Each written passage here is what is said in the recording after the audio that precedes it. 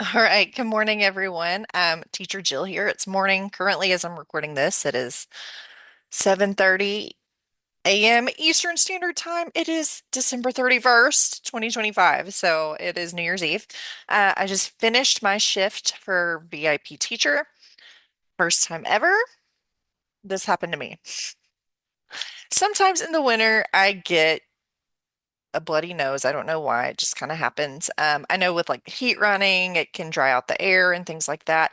And I have noticed since my pregnancy with my son, so he's my second kid, since my pregnancy with him and my youngest daughter, I tend to have like kind of big nosebleeds now sometimes. That never happened before then. But now I do. So, anyways, first time ever, I'm about to start class. My nose starts bleeding, and I'm like, oh no.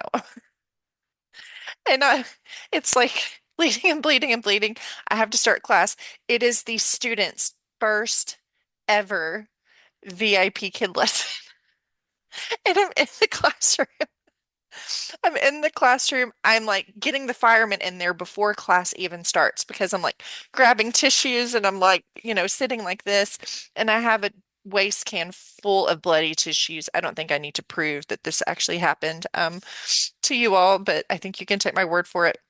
But the fireman was there quickly. And I tell this story because I'm noticing some shifts here. Okay. So the fireman was there very quickly before class started. And they're like, Teacher, what's happening? What's the issue? And I said, I'm having a medical event. My nose is bleeding. And they say, do you need to cancel class? And I could tell it was at the tail end of the nosebleed, but I kept a tissue in my hand and I would see, look, I mean, I just had that up to my nose and it's still like I'm still getting a little bit. So an hour and a half later. So like I'm just, I'm trying to just go through the lesson, dabbing here and there, like maybe when the student's not looking, just trying to like, pat here and there. But the main thing, I was just like, fireman, I just need to apologize to the family because this has never happened and let them please know that I'm so, so sorry. And I think they did. I think they reached out to contact the family, let them know that that was happening and that I apologized. And that's just one of those things. And you think, why would you apologize for that medical event? Well, again, culturally, it's a very different ballgame when teaching Chinese families. As I mentioned before, like someone commented on me, like they gave poor feedback because I was drinking water and I touched my hair and I moved during my lesson. And some parents are they expect American teachers to act like Chinese teachers, and we don't. And I'm not going to, stop drinking. I might sneak a drink. I might try to be a little more discreet. But by and large, most parents get that we're getting taught from an American and it's not a big deal. However, with the nosebleed, like I don't want to have my nose, plugging my nose while I'm trying to talk. And, you know, I'm still getting blood. So I don't want to have to do that, right? While I'm teaching. And I'm sorry to do that now. I didn't know it was still kind of bleeding, but it still is kind of bleeding. And yes, I have been to a doctor about this. There's nothing weird. I mean, I've seen medical professionals about this before. The weirdest thing was immediately after my second and third pregnancies, I would just get intermittent nosebleeds. And my son was a summer baby, so I can't blame the winter time for him. Like they would be like gushing, like just randomly. Um, and my daughter, after my third baby too, they would just gush. And again, went to the doctor both times. Nothing to be said for it. So, anyways, um, yeah, that was a first. That was a first. So, and I don't want to have to deal with medical situations while teaching. Nobody does. Like anytime I cough a lot, like I mute and I feel bad and you know, so just keep that in mind as you're teaching that sometimes medical events happen, but you can apologize. You can have the LP contact the family on your behalf and that they're happy to do that. But what I noticed, so I said all that to say, what I noticed is the fireman was there quickly. Now, when I got back into teaching after my hiatus, right? About 3 years of taking, or 2.5 years taking off from VIP teacher, VIP kid. Um, the firemen were kind of scarce when I came back into the fold. So they were pretty scarce. It would take them several minutes to get to your classroom if they ever showed up. What I have been noticing is when I've had to call firemen, because like maybe there was a sound issue or a video issue, or maybe the family really just did not speak any English and I needed to communicate something to them. The firemen have been there very, very, very, very quickly now. And that tells me what? That tells me that there's probably been more hired. So, because I don't know that there's been another big exit of teachers. If anything, I've seen a lot more teachers being onboarded lately. I'm seeing more activity in some online groups that I'm in. Um, so I'm seeing that. So it tells me there's maybe more firemen, which means we're expanding. I'm also seeing again the incentives. The incentives are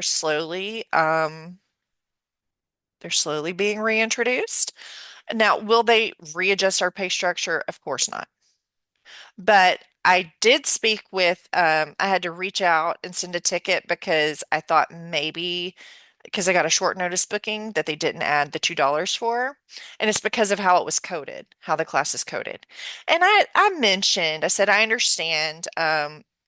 But it's a little confusing with the coding of classes as to what gets the $2, what doesn't get the $2.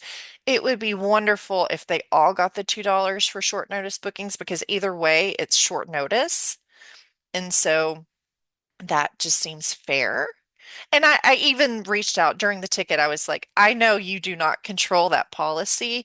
I just am expressing, that we would love to see that happen as a teacher. And again, I kind of mentioned before that sometimes people don't speak up about payment policies and things because they've noticed that when they've complained that they no longer get booked. So I made sure to phrase it in a really positive way of like, I'm very grateful to have this job and I love this and I love getting the short notice extra incentive. It would be great if we could have it across the board for all of the classes. And the person I was speaking to, he was very receptive and he was very sweet and kind to me.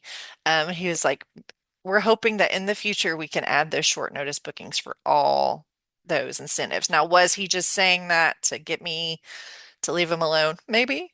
I don't know. I wasn't really harassing him. I just was, trying to understand why that wasn't applied. Um, but also was he maybe hinting that they're working on that? Maybe. I don't know. So take that for what you will. But I'm seeing some positive changes. Um, and I try not to read into too much into what VIP teacher, VIP kid, into like what they're doing and what they, you know, used to people would get all all hung up in the minutia of like, if you close your slots, then reopen your slots, then you'll get booked. And it's like, oh, just, let's not do all that. It was almost like a superstition. Like if you did this and did that, then it would work. And again, I was a little nervous that me like saying that about payment might affect my bookings, but it didn't. I mean, I opened slots and I'm like, I didn't have a class this has been my only slot that has not been booked that I've opened is the one right now. And that's simply because it's New Year's Eve in China and so people are, they're out, they're doing things. My last class they were in the car. So they're out, they're going to eat, they're going to celebrate. So um it's New Year's Eve everywhere in the world, not just in China.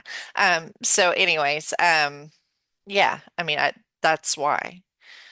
And also, I think there might be one Friday. So the kids are out of school for a couple days. So I might not have a class like Friday morning that didn't get booked or something like that. But like everything else that I have opened has been booked and it got booked like immediately.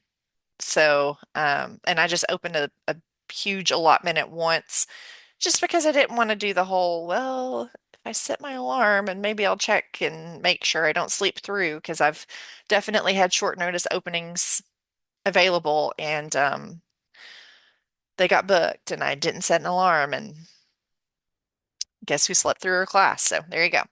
Um, so if you do open the short notice bookings, please set an alarm. But yeah, the new year's approaching, and I hope you all are setting some personal goals. I don't really call them resolutions, but some personal goals for the new year, some work-related goals. I have some kind of loosely defined. I need to kind of work on that within the week and try to get it a more clearly defined goal setting. I love setting goals. It's a weird thing that I really enjoy. So maybe we'll have a lesson on that or lesson. Maybe I'll make a YouTube video on that. Sorry, I'm still in teacher brain. We might have a video on that. So just a short one about our goals for the new year as we're moving forward. So anyways, a happy new year to everyone. I hope 2026 is wonderful for you. I hope you're gonna meet your goals that you're setting for yourself. And yeah, anyways, I just had to share that crazy nosebleed story. So I think things are headed in the right direction for VIP teacher, and that makes me very excited. All right. See you in the classroom in the new year. Bye, everybody.